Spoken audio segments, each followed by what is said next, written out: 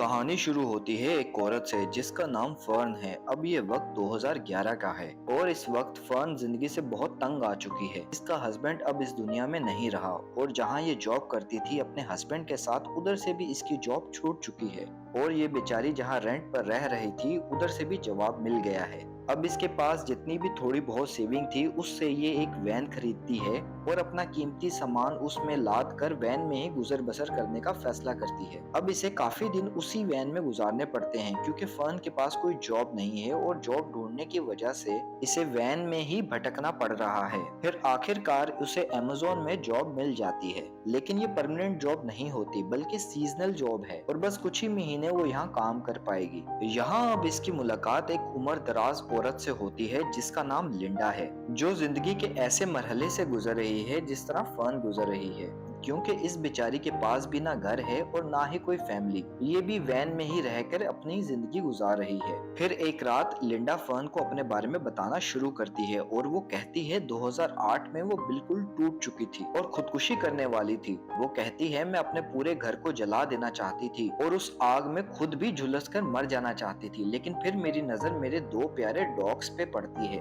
और मैं सोचती हूँ कि इन मासूम बेजुबानों का क्या कसूर है, इन्होंने तो हमेशा मेरा साथ दिया है। और फिर मैं खुदकुशी करने का ख्याल तर्क कर देती हूँ। और फिर वो बताती है कि मैंने तो सारी उम्र निकाल दी सिर्फ काम करते करते। मैंने काम करना स्टार्ट किया जब मैं सिर्फ 12 साल की थी और अब मेरी उम्र 62 साल की है और देखो इस उम्र में भी मुझे बंजारन यानी खाना बदोश बनकर जिंदगी गुजारनी पड़ रही है, लेकिन मैं फिर भी खुश हूँ क्योंकि कुछ अरसे पहले जब मैं बिल्कुल नाराज हो गई थी खाना बदोश की जिंदगी से, तो मैंने ऑनलाइन सर्च किया तो मुझे बॉब वेल्स की वीडियोस मिली। वो एक मोटिवेशनल स्पीकर्स के साथ साथ हम जैसे खाना बदोशों के लिए मसीहा से कम नहीं, क्योंकि उन्हीं की वीडियो से मैंने सरवाइव करना सीखा। वो फर्न को कहती है कि तुम्हें भी उसका सेमिनार जरूर अटेंड करना चाहिए, इससे तुम्हारी जिंदगी काफी आसान हो जाएगी। खैर बाद में अमेज़न का काम खत्म हो जाता है और एक दफा फिर फर्न जॉबलेस हो जाती है और यहाँ वहाँ बहुत भटकती है, लेकिन उसको काम नहीं मिलता। अब काफी दिन बिना काम के सरवाइव करने के बाद वो डिसाइड करती है कि वो भी जॉब वेल्स के सेमिनार को अटेंड करेगी। इसके बाद वो उस सेमिनार को अटेंड करने चली जाती है जहाँ उसे लिंडा भी मिलती है, जिसे मिलके वो बहुत खुश होती है। अब यहाँ इस सेमिनार में सभी खाना बदोश ही अटेंड करने आए हैं और रात को सभी अपनी अपनी स्टोरीज सुनाते हैं। अब यहाँ एक औरत अपने दोस्त की स्टोरी सुनाती है और कहती है कि मैं अपने दोस्त से मिलने हॉस्पिटल गई थी, जहाँ मेरा दोस्त मुझे बताता है कि रिटायरमेंट के बाद वो बिल्कुल आजाद जिंदगी गुजारना चाहता है। वो अपने सभी ताल्लुकात खत्म करके एक खाना बदोश की तरह रिटायरमेंट के बाद जिंदगी गुजारना चाहता है, लेकिन किस्मत को कुछ और ही मंजूर था, क्योंकि जब उसने अपनी रिटायरमेंट के लिए एक बोर्ड खरीद ली तो उसी के 10 दिन बाद उसकी मौत हो गई। और मेरे दोस्त की ख्वाहिश ने मेरी भी जिंदगी बदल दी, क्योंकि उसके बाद ही मैंने डिसाइड किया कि मैं भी एक खाना बदोश की तरह जीऊंगी और अब देखो मैं आप सबके सामने हूँ। और फिर उसी सुबह को बॉब फर्न से बात करता है। फर्न अपने बारे में उसे सब बताती है। बॉब उसे कहता है मुझे तुम्हारी कहानी सुनकर काफी अफसोस हुआ कि कैसे तुमने अपना सब कुछ खो दिया, शोहर, घर, गांव, सब कुछ, लेकिन फिर भी तुम फिक्र नहीं करो क्योंकि तुम सही जगह आ पहुंची हो और यहाँ ना सिर्फ तुम्हें अपने सवालों के जवाब मिलेंगे बल्कि तुम्हें काफी सुकून और शांति भी मिलेगी। फर्न को बॉब से बात करके काफी तसल्ली और सब्र मिलता है। इसके बाद वो कुछ दिन इसी सेमिनार में गुजारती है और यहाँ बाद में इसकी मुलाकात एक डेव नामी शख्स से भी होती है जो फर्न में काफी इंटरेस्टेड होता है। ये दोनों फिर एक पार्टी में एक साथ डांस भी करते हैं और फिर फर्न यहाँ अकेले सरवाइव करने के बहुत से नुस्खे भी सीखती है। और फिर जिस तरह हर अच्छी चीज ताहयात नहीं होती और एक न एक दिन खत्म हो जाती है, इसी तरह ये सेमिनार भी अपने अख्ताम पर पहुंच जाता है और सभी खाना बदोश यहाँ से निकल जाते हैं। फर्न भी निकल जाती है अपनी वैन में, लेकिन थोड़ी दूर जाते ही इसकी वैन का टायर पंचर हो जाता है। ये देखती है तो इसके पास कोई एक्स्ट्रा टायर भी नहीं होता। अब इससे थोड़े फासले पे ही एक और वैन पार्क होती है। अब फर्न के पास इस वैन से मदद मांगने के सिवा कोई चारा नहीं होता, तो वो इस वैन के पास आती है और वैन का डोर नॉक करती है, जिसमें से एक बहुत बुजुर्ग लेडी जिसका नाम स्वैंकी है वो निकलती है। फर्न उससे मदद मांगती है और कहती है मेरा टायर पंचर हो गया है और मेरे पास एक्स्ट्रा टायर नहीं है। स्वैंकी उसकी मदद करती है और कहती है कि अगर तुम खाना बदोश की जिंदगी जी रही हो तो तुम्हें हमेशा अपने पास जरूरी चीजें रखनी चाहिए, नहीं तो जगह जगह फंस जाओगी। इसके बाद स्वैंकी फर्न को अकेले कैसे सरवाइव करना है उसकी कुछ टिप्स देती है और फिर एक रात जब स्वैंकी अपनी मेडिसिन ले रही होती है तो फर्न उससे पूछती है कि क्या तुम ठीक हो। इसके बाद स्वैंकी फर्न को बताती है कि नहीं, मैं ठीक नहीं हूँ और मुझे लंग्स कैंसर है और सिर्फ अब इस दुनिया में 6-7 महीने की मेहमान हूँ। और ये भी कहती है कि मुझे इस बात का कोई अफसोस भी नहीं है। अब देखो, मैं 75 साल की हूँ, मैंने अपनी जिंदगी जी ली है, बस अब मैं हॉस्पिटल के बेड पे लेट के मौत का इंतजार नहीं करना चाहती, बल्कि मैं तो अब वो सब करना चाहती हूँ जो मेरा दिल चाहता है, जैसे अलास्का जाना और अच्छी अच्छी मेमोरीज क्रिएट करना। फर्न जिससे भी मिलती है उससे कुछ ना कुछ वैल्यूबल सीख लेती है। अब फर्न और स्वैंकी काफी टाइम एक दूसरे के साथ स्पेंड करते हैं और फिर एक दूसरे को अलविदा कह के अपने अपने रास्ते निकल जाते हैं। अब अपने इस सफर में फर्न और भी तसल्ली बख्श और सब्र वाली इंसान बन चुकी है। अब वो अपने अकेलेपन को या बंजारापन को एंजॉय करने लग गई है, यानी हम कह सकते हैं कि उसने अपने हालातों से समझौता कर लिया है और वो नेचर के काफी करीब हो गई है। इसी तरह सफर में चलते चलते उसे नेशनल पार्क में कैंप होस्ट की जॉब मिल जाती है। अब यहाँ वो एक दफा फिर डेव से मिलती है। ये वही डेव है जिसने पार्टी में फर्न के साथ डांस किया था। वो इसे यहाँ देखकर बहुत खुश होती है और अब यहाँ लिंडा भी आ जाती है जो फर्न के साथ अमेज़न में काम किया करती थी। और फिर लिंडा फर्न के साथ एक अच्छा टाइम बिताकर यहाँ से चली जाती है, लेकिन डेव यहीं रुक जाता है फर्न के साथ। और फिर एक दफा फर्न अपनी वैन की सफाई कर रही होती है क्योंकि उसकी वैन में काफी चींटियां आ गई हैं और अपना सामान वैन से बाहर निकाल रही होती है। तभी वहाँ डेव आ जाता है। वो फर्न से कहता है मैं तुम्हारी मदद करता हूँ, लेकिन फर्न कहती है इसकी कोई जरूरत नहीं है। लेकिन डेव नहीं मानता। वो जबरदस्ती एक बॉक्स वैन में से उठाता है, लेकिन वो बॉक्स नीचे से खुला होता है और सारा सामान नीचे से जमीन पे गिर के टूट जाता है। अब फर्न को ज्यादा गुस्सा इसलिए भी आता है क्योंकि उस सामान में एक प्लेट भी होती है जो इसके फादर ने उसे हाई स्कूल पास करने पे गिफ्ट की थी। डेव उसे सॉरी कहता है, लेकिन वो एक नहीं सुनती और डेव को फौरन यहाँ से चले जाने को बोलती है।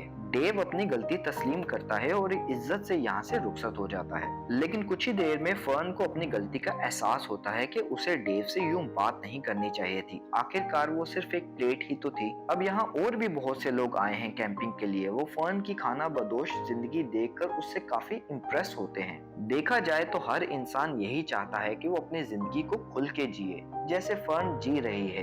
ये लोग फर्न की काफी तारीफ करते हैं। इसके बाद फर्न डेव से मिलने उसकी वैन में जाती है और यहाँ वो देखती है कि डेव की तबीयत ठीक नहीं है। वो डेव को हॉस्पिटल ले जाती है जहाँ डेव की एक छोटी सी सर्जरी होती है और कुछ ही दिनों में वो डिस्चार्ज हो जाता है। इसके बाद डेव और फर्न में एक गहरी दोस्ती का आगाज हो जाता है और ये दोनों साथ रहने लग जाते हैं। और कुछ अरसे बाद ये दोनों एक ही रेस्टोरेंट में काम करने लग जाते हैं, जहाँ एक दिन डेव का बेटा आता है डेव से मिलने और डिनर करते टाइम वो फर्न से कहता है कि डेव बहुत जल्द दादा बनने वाला है। और फिर फर्न सुबह ये बात डेव को बताती है और साथ में ये भी कहती है कि तुम्हारा बेटा कह कर गया है कि तुम अपने पोते से मिलने घर आओ। ये सब सुनकर डेव खुश तो बहुत होता है, लेकिन वो अपनी पुरानी जिंदगी से कोई ताल्लुक रखना नहीं चाहता। वो कहता है मैंने अपनी पूरी जिंदगी में कभी अपनी औलाद या फैमिली को टाइम नहीं दिया और जब मैं बूढ़ा हो गया तो मेरी औलाद के पास मेरे लिए टाइम नहीं था और शायद यही जिंदगी का असूल है। खैर फर्न उसे काफी इनकरेज करती है और कहती है कि तुम्हें जरूर जाना चाहिए।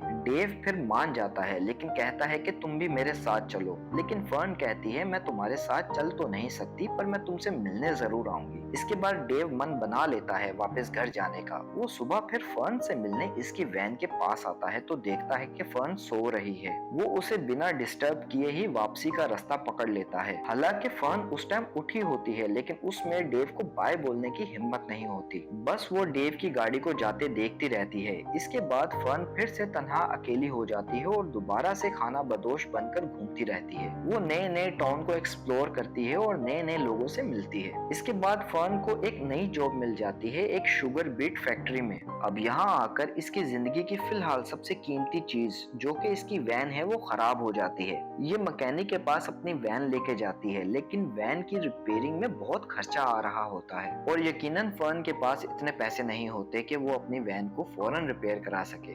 बाद में फर्न बहुत कोशिश भी करती है पैसे अरेंज करने की अपने नए और पुराने दोस्तों को फोन करके, लेकिन इसे नाकामी ही हाथ लगती है। फिर फर्न फैसला करती करती है कि कुछ दिन के लिए वो कैलिफोर्निया अपनी बहन के पास चली जाए और फिर वो चली भी जाती है। उसकी बहन उससे मिलकर बहुत खुश होती है। अब कुछ दिन वहीं गुजार कर फर्न वहाँ से निकलना चाहती है, लेकिन उसकी बहन उसको मना करती है। वो कहती है, मैं जानती हूँ तुम बहुत स्ट्रांग हो, अपना सही गलत समझती हो और अपने हस्बैंड की मौत के बाद तुमने काफी अरसा बड़ी बहादुरी के साथ बंजारन जिंदगी गुजारी है, लेकिन अब बस कर दो और मेरे साथ ही रहो। लेकिन फर्न, जिसको अकेले रहने और आवारागर्दी से जीने की लत पड़ चुकी है, वो घर की चार दीवारों में कैसे टिकेगी। वो मना कर देती है। खैर, उसकी बहन भी फर्न के माइंडसेट को समझती है और कुछ पैसे उसे दे देती है, जिससे वो अपनी वैन रिपेयर कराकर यहाँ से निकल जाती है। अब दोबारा वो अपनी जिंदगी उसी तरह जीने और नेचर को एक्सप्लोर करने में गुजारती है और यूं सफर काटते काटते वो डेव के घर पहुंच जाती है। डेव उसे मिलके बहुत खुश होता है।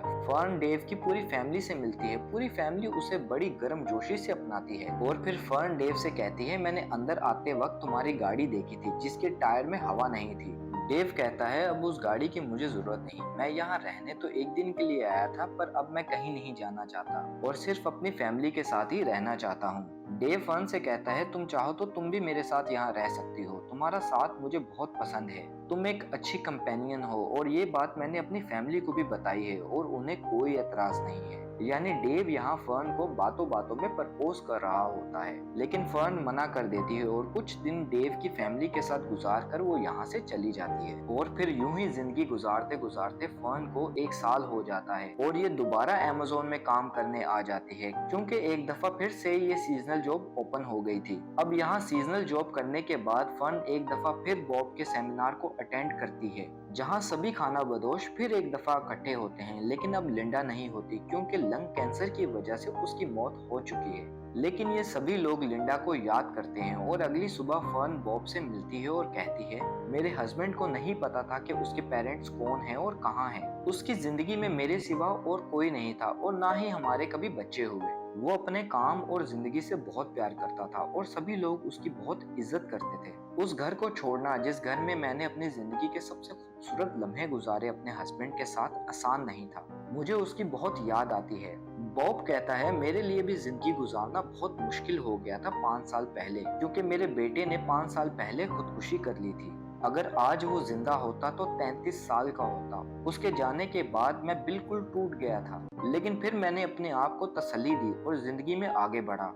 और ये सेमिनार भी मैंने अपने बेटे के लिए ही शुरू किया, क्योंकि उसकी जिंदगी में मैं कभी उसके गम को जान नहीं पाया, जिसकी वजह से उसको रोक नहीं पाया खुदकुशी करने से। लेकिन इस सेमिनार में मैं सभी के गम को जानता हूँ, समझता हूँ और उनको जिंदगी में आगे बढ़ने के लिए मोटिवेट करता हूँ। और मैं कभी भी इस सेमिनार में किसी को बाय नहीं बोलता हूँ, सिर्फ यही कहता हूँ, सी यू डाउन द रोड, क्योंकि मैं यकीन करता हूँ कि जिंदगी में कहीं ना कहीं डाउन द रोड मैं अपने बेटे से जरूर मिलूंगा और तुम अपने हस्बैंड से। इसके बाद फर्न अपने टाउन में वापस आती है, जो कि अब बिल्कुल खाली हो चुका है, क्योंकि कंपनी बंद हो जाने की वजह से इस टाउन के रिहायशी यहाँ से माइग्रेट हो चुके हैं। फिर फर्न अपने घर आती है, जहाँ उसने अपनी पूरी जिंदगी अपने हस्बैंड के साथ गुजारी। फर्न यहाँ आकर बहुत इमोशनल हो जाती है, लेकिन एक साल के सफर ने और एक्सपीरियंस ने फर्न को बहुत कुछ सिखा दिया था।